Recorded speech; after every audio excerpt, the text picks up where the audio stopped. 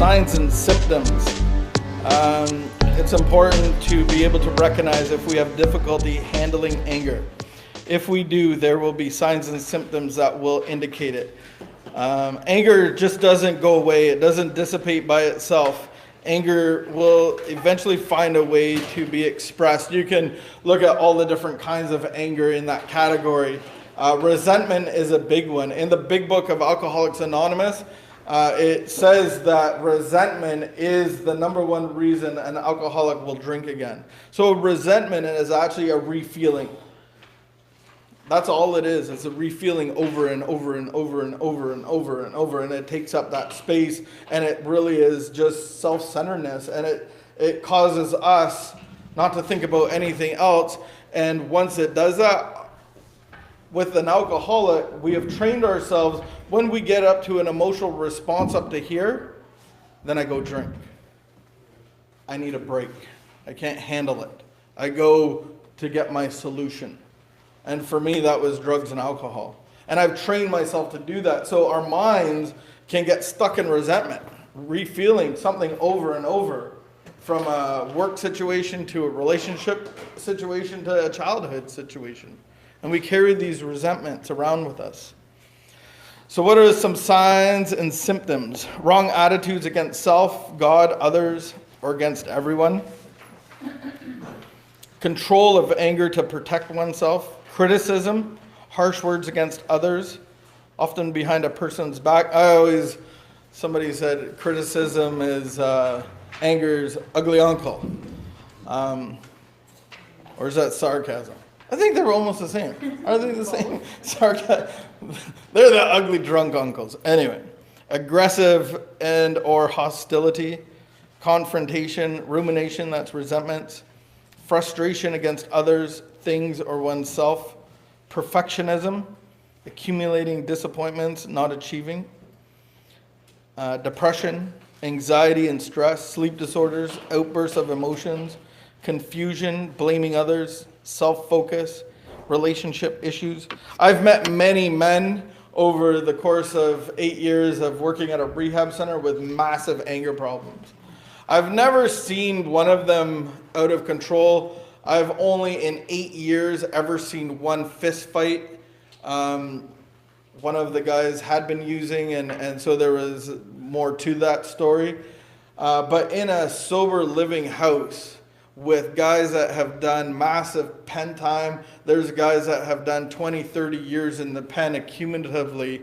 I've never seen too many people out of control. We've had some very aggressive situations, but if you know how to handle it, for the most part, our hearts are to be healed. That's the cry of our heart. So I've never got punched, and I've given reason probably, to get in people's face. I was never one to back down from guys and their anger. I have seen one guy in particular where he had a professed anger problem. And I saw him in such a confused state, like he couldn't make sense of anything around him. And he actually threw himself down a set of stairs, got up and threw himself outside. Almost like somebody was it was bizarre. It caught me off. It threw me off. I had I had nothing to say. I was like, wow. It was a scary situation. So I've seen anger from that end of things too, where somebody is so out of control that confusion and just not being able to make sense at all, throwing themselves outside downstairs. Expressions of unhealthy anger, taking it out on others, punching stuff, trashing property, blame shifting, stuffing things down. Wrongful conversations, gossip, self-harm, physical, emotional abuse to others, lying, denial, isolation, minimizing, and blaming. Healthy expressions of anger, confessing the emotion to another person. It's awesome when you have like an anger up to here and you confess it to somebody, and not in an intimidating way. I'm so mad I'm going to punch you. No, it's like, I feel like so angry right now for not much of a reason that you're giving me. Like, I suck at feeling this right now, and I don't like it, and I'm sorry. and I don't want to feel like this, and let's discuss it. I think that's really cool.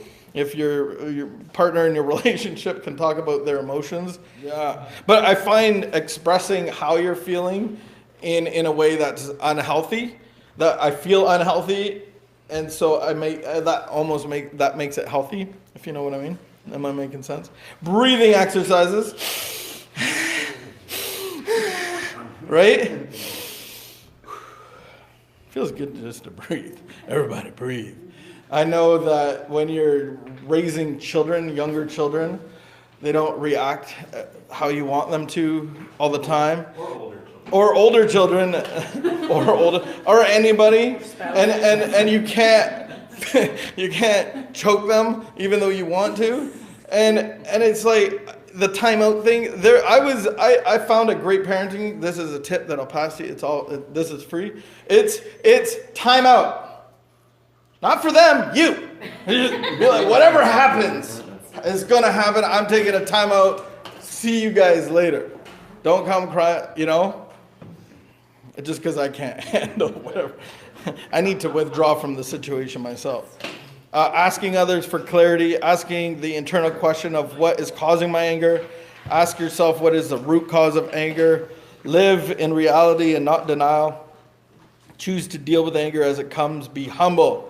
Allow God to be your defender. Allow God to have complete control of your situation.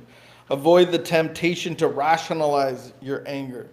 Take full responsibility of your behavior. Practice healthy confrontation. Separate the sin and the sinner. Be quick to forgive and see your part. Know that your response is your responsibility. And when there's explosive anger issues, there's always your part. All right. So we're going to look at 4 styles of communications. Oh, I didn't do my first little thing. I was doing the little hangman thing. What emotion? Yeah. Can you explain an unhealthy expression of anger being gossiping? So that would be like getting back at somebody. So if I'm intentionally gossiping about them, it's like a passive-aggressive way to actually try and make other people see them in a bad light. So gossiping is a huge anger mechanism where you're trying to hurt somebody by tainting this side of the room against that one person. I would say that is a source of anger. It could be fear. But yeah, definitely anger. You're just talking about everybody all the time when no one's even asking you. But it could be fear-based as well. Okay, so we're going to look at 4 styles of communication. Oh yeah, our little hangman. What emotion? It starts with A. Remember the little hangman thing? Anger! All right. My game... Might have been more effective an hour ago. It might have been... Hey, peanut gallery. Remember my anger issues? See, look how... All right, what were we talking about? 4 styles of communication. So we're just going to look at, these are 4 different ways that we all communicate, 4 kind of categories.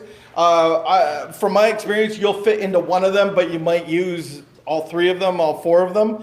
And it's the way that we're going to really understand owning your own stuff and your own anger, but then being able to change it. And so there's kind of little rules about it. So number 1 is passive. Number 1 is passive. So here's my little blurb. Those of us who grew up in dysfunctional families may have never learned to communicate effectively in relationships. Dysfunctional or functional. We may be passive and not advocate for ourselves, aggressive and attempt to run over others, or passive-aggressive and smile while sabotaging others behind their backs. In order to build healthy relationships, we must be assertive. Everybody say assertive. Assertive. That was pretty assertive. That was assertive. Controlling, but assertive. That is to be said. That is to be clear, direct, and respectful in how we communicate. In other words, we must learn to say what you mean and mean what you say, but don't say it mean. It's cute, eh? So passive communication. This is really avoiding expressing your own opinions and feelings. And really the thought behind it, the statement behind it is, I'm not worth taking care of. So this is what it looks like as a passive communicator. You will often find yourself failing to assert for themselves. Assert boundaries, that kind of thing. Allow others to deliberately or inadvertently infringe on their rights. So how about the classic work example? Can you work this